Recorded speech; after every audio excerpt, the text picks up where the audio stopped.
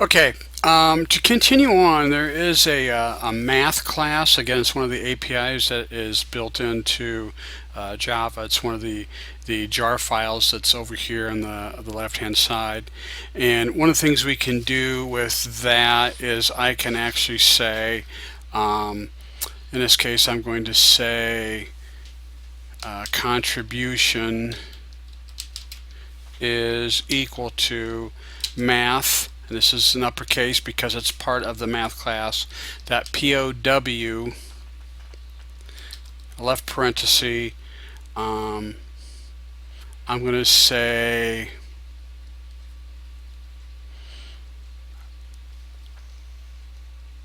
(4.0, 2.0), and then make sure I always end it with my semicolon.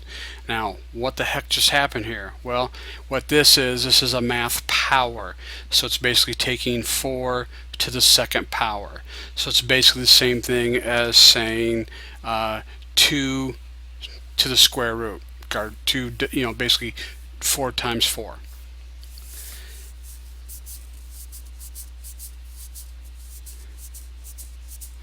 So that's how we can do that. We also have this, where I can actually say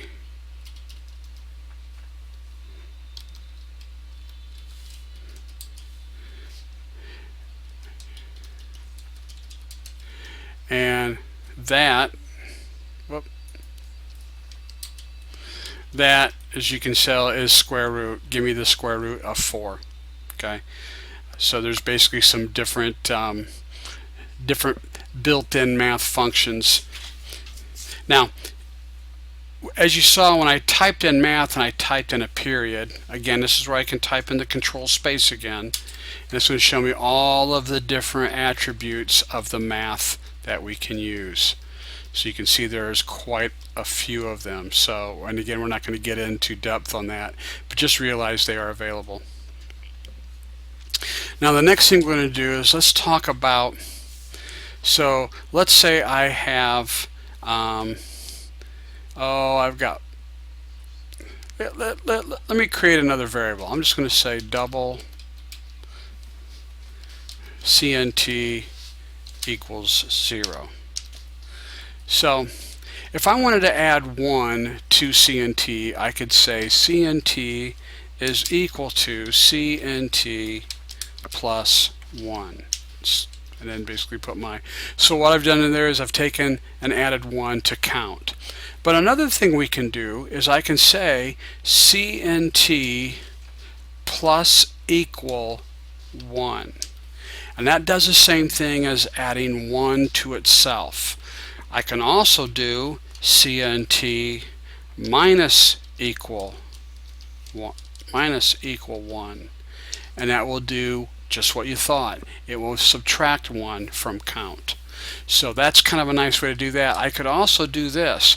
I could say contribution is equal to contribution plus CNT. Okay? Or the shortcut would be contribution plus equal CNT. So I'm telling it to go ahead and add CNT to contribution and increase contribution by CNT. So some nice little shortcuts there, and those are all on page 64, table 2-13. I've got plus equal, minus equal, multiplication, asterisk equal, division equal, and then mod. Now, let's say I need to convert one data type to another. Okay. Now, the assignment between those, we have to first rank the primitive data type. So double's the highest, all the way down to byte. And probably the best way to look at it is if you go back to if you go back to page 45, there you shows the different data types, and if you look at the sizes, that's where basically we kind of go and rank them. Doubles basically being decimals, and then we go from there. So double, float, long, int, short, byte.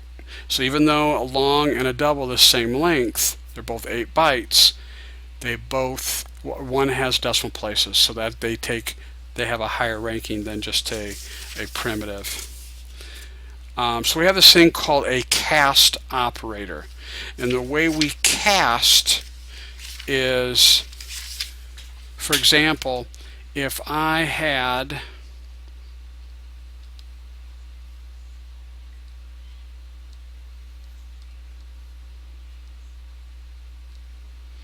so again, if I had int x is equal to 5,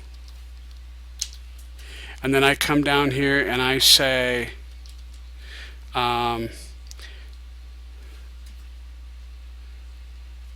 CNT is equal to x. Well, that's going to work just fine because I'm going from a high to a low. But what if I went x is equal to CNT? That's where we have a problem, because now we're going from a low to a high. And if I come over here and I click on this and I say add cast to int, then that basically works just fine. So what I'm doing is I'm converting CNT into an integer and then putting that into x. It's called casting. So I'm converting this variable data type.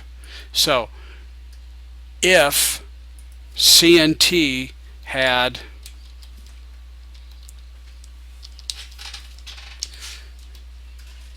now it's got a decimal place. Now integers are whole numbers. They do not have decimal places. So if I were to do a sys out x, let's see what that basically would look like.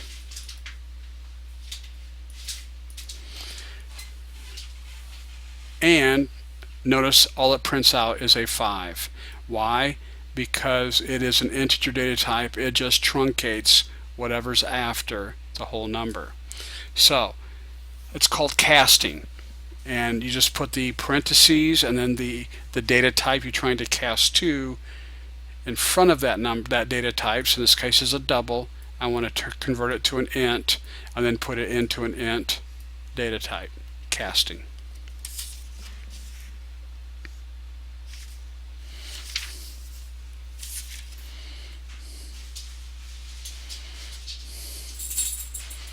Now, another thing we can do, and that's on page 69, it's called basically using the final, which is creating what we call a constant. Now, a constant is like a variable, except that a constant in this case, I'm going to say final pi,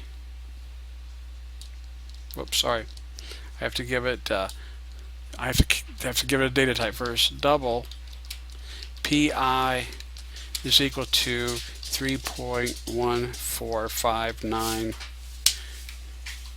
Now, what I've done there is I've created a variable called pi. Now you'll notice this is where I'm kind of going against the rules as far as using uppercase and lowercase. In this case, I've converted it to all uppercase. Anytime we see a variable with all uppercase, we know it is a final. That means it's a constant. It can never ever change. I cannot take pi, in this case, pi, and change it to something else. If I try to, I would get an error. So what I have here is what's called a constant. So I've created a constant called pi, and it always will contain that number. It's a double data type. If I came down here and I tried to say pi is equal to 4.13635, that's fine. I come down, it's going to give me an error, and the error is going to say, sorry, This is a final. If you wanted to be able to do this, you have to remove final. This is a constant. You cannot change it. Okay, so constants are nice because in this case, like pi, it will always contain a certain number, and then it can never change. And we know that. We know that within our code that particular variable will never ever change because it's constant. We use final to do that. And another guideline, another rule that we follow is constants always are all uppercase. So if we see a variable with all uppercase, we know it's a constant within our code. So let's stop there, and we're going to continue on in the next video lecture with the string data type.